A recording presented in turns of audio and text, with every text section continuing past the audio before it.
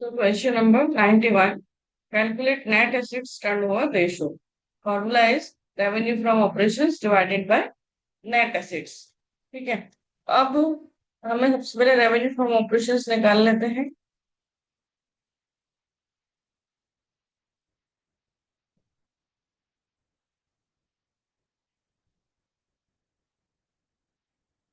तो revenue from operations,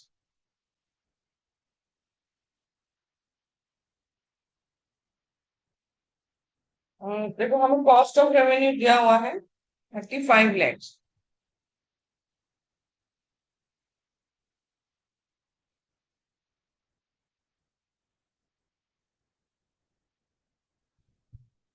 cost of revenue है हमारे पास 35 लैक्स। और अब हमें इसमें ग्रॉस प्रॉफिट ऐड कर देना है on cost selling, plus gross profit 20% of cost. 35 lakh का 20%, 7 लाख, तो 42 लाख का हमारा आ जाएगा रेवेन्यू।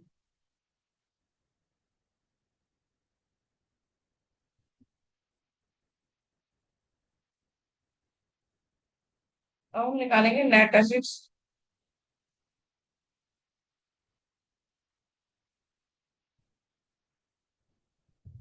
नेट एसेट्स में देखो हम एसेट्स पहले लिखेंगे।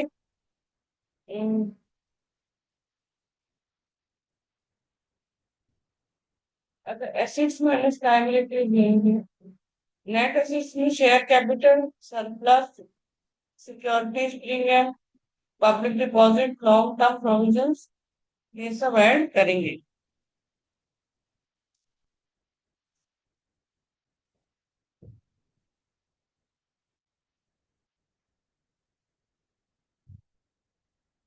तो देखो शेयर कैपिटल हमारा कितना है,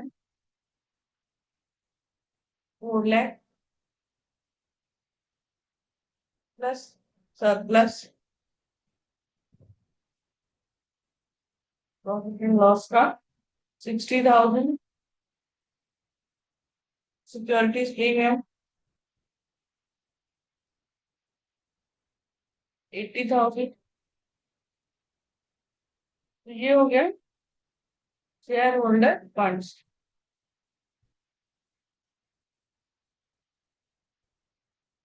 उसके बाद है पब्लिक डिपॉजिट,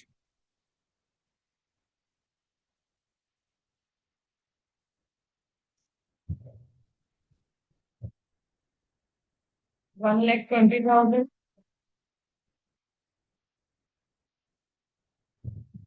और long term provision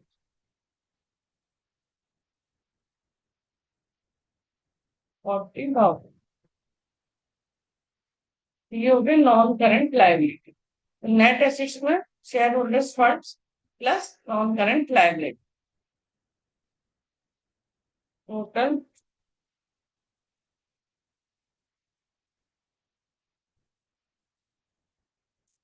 7 lakh.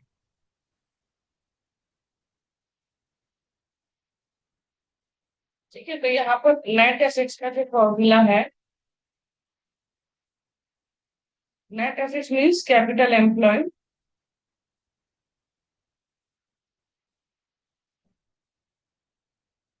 Means shareholder funds plus non current liability, और या फिर हम कर सकते हैं non current assets plus current assets minus current liability, या फिर हम कर सकते हैं total assets minus current liability, या फिर हम कर सकते हैं non current assets plus working capital. तो जैसा भी हमको होगा हम उस तरीके से निकाल लेंगे। तो हम 4 फॉर्मूले हो गए हमारे पास नेट एसेट्स निकालने के।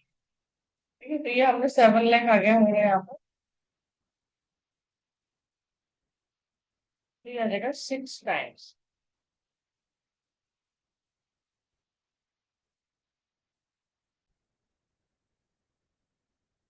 तो ये हम कर रहे हैं वर्किंग कैपिटल टर्नओवर रेशियो। देखो इसमें दिया है credit revenue cash revenue, current assets, current liabilities and revenue from operations returns यानी सेल्स रिटर्न। हमें working capital turnover ratio find out करना है, जिसका फॉर्मूला है revenue from operations divided by working capital. तो रेवेन्यू फ्रॉम ऑपरेशन देखो, हम इसमें मतलब टोटल रेवेन्यू है ना। सो 8 लाख का credit revenue plus cash revenue 12,60,000, और इसमें से रिटर्न्स माइनस कर देंगे 80,000। अब divided by working capital. Working capital होता है मतलब current assets minus current liability. So 7,20,000 minus 3,24,000। तो 8 lakh plus 12,60,000 minus 80,000, 19,80,000 divided bye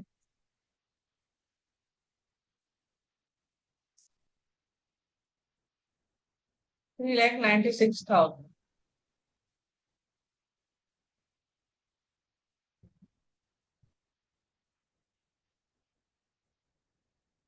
5 times। तो answer is 5 times।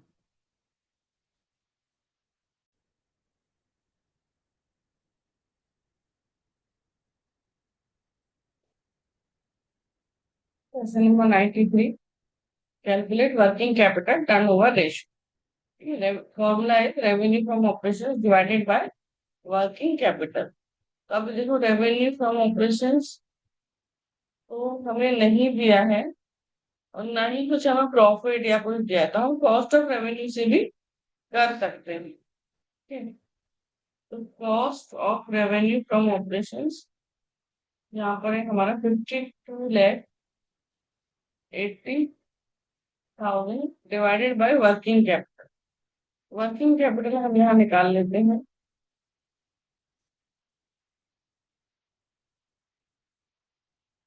Working capital होता है current assets minus current liability. तो करंट एसेट्स में देखो क्या क्या है हमारे पास। इन्वेंट्री 6 लाख, ट्रेड रिसीवेबल्स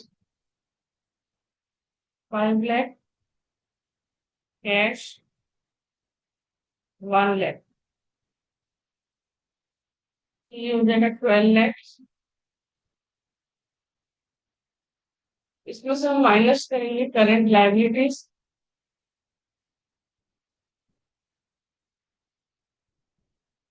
तो देखो, trade payable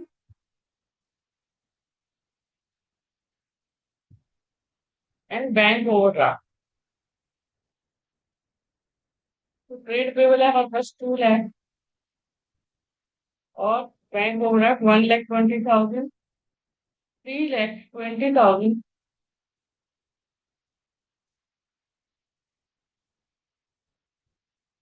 8,80,000।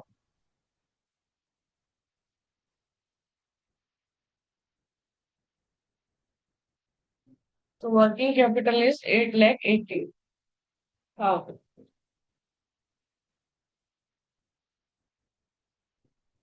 6 times।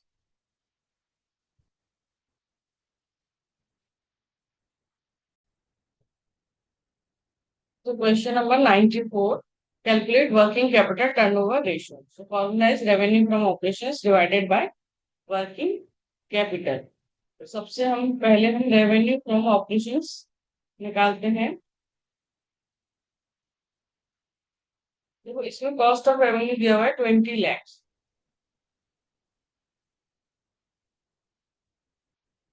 Cost of revenue 20 lakh plus GP इसमें ऐड कर लेंगे। 30% ऑफ कॉस्ट दिया है। सो 20 लाख का 30%, 6 लाख। आपका रेवेन्यू आ जाएगा 26 लाख।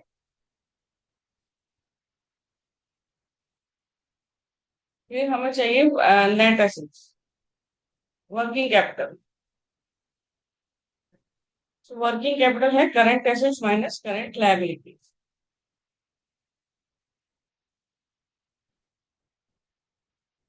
करंट एसेट्स है हमारे पास 8,60,000 less current liabilities 3,40,000 5,20,000 so 26 lakh divided by 5,20,000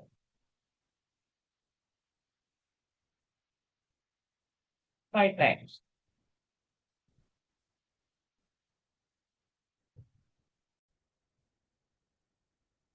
Question number 95. Calculate working capital turnover ratio. Formula is revenue from operations divided by working capital. पहले हम रेवेन्यू फ्रॉम ऑपरेशन से निकाल लेते हैं। तो हमें इसके लिए क्या दिया है? कॉस्ट ऑफ रेवेन्यू दिया है। ठीक है, तो वहां से भी हम स्टार्ट करेंगे। Cost of revenue from operations हमें दिया है 30,40,000। अब हमने इसमें जीपी ऐड करना है रेवेन्यू के। जीपी हमें दिया 24% ऑफ सेल्स।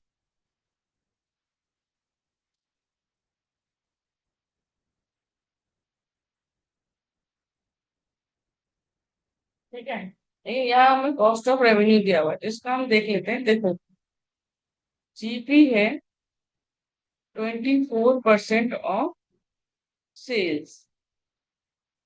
तो यदि हमने सेल्स को एज्यूम किया, let us assume sales is 100। ठीक है, तो जिसको भी परसेंटेज दिया होता है उसी को हम एज्यूम कर लेते हैं। तो सेल्स इज 100, तो जीपी कितना हो जाएगा? 24। फिर कॉस्ट कितना हो जाएगा? 76। तो जीपी ऑन कॉस्ट हो जाएगा 24/76।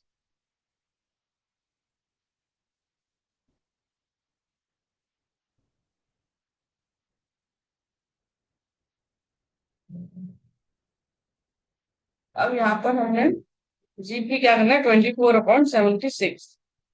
सो 30,40,000 multiply by 24 divided by 76।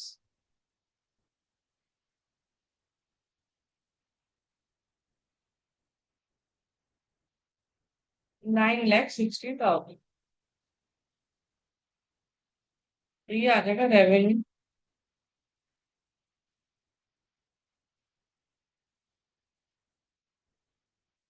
40 lakh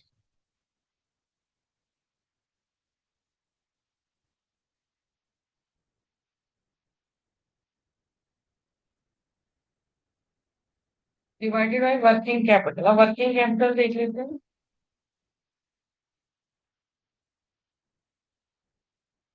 working capital का फॉर्मूला होता है current assets minus current liabilities. पहले करंट एसेट्स निकाल लेते हैं। Inventory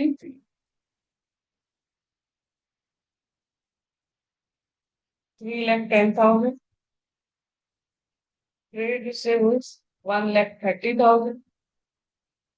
cash 20,000।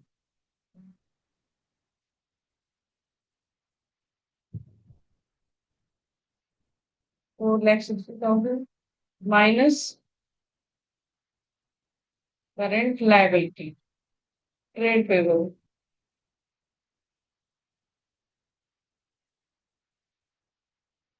60,000। तो वर्किंग कैपिटल हो गया 4 लाख।